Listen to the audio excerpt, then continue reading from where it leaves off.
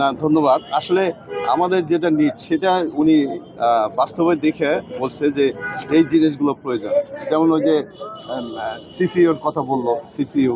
তারপরে আমাদের হলো যে চোখের হলো ফ্যাকো মেশিন, তারপর ডায়ালাইসিস, এই জিনিসগুলো যেগুলো আমাদের নওগাঁতে একেবারে মানে নাই বললেই চলে, সেই জিনিসগুলো উনি নিজেও অনুভব করছে যে এই জিনিসগুলো প্রয়োজন, এবং উনি এমার্জেন্সি খুব অল্প সময়ের মধ্যে হয়তো এই আমাদের যেগুলো প্রয়োজন সেটি দেওয়ার ব্যবস্থা করবেন।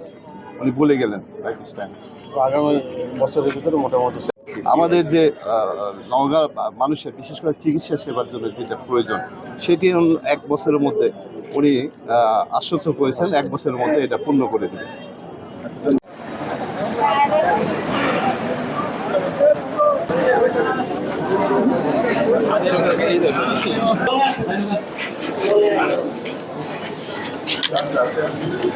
তিনি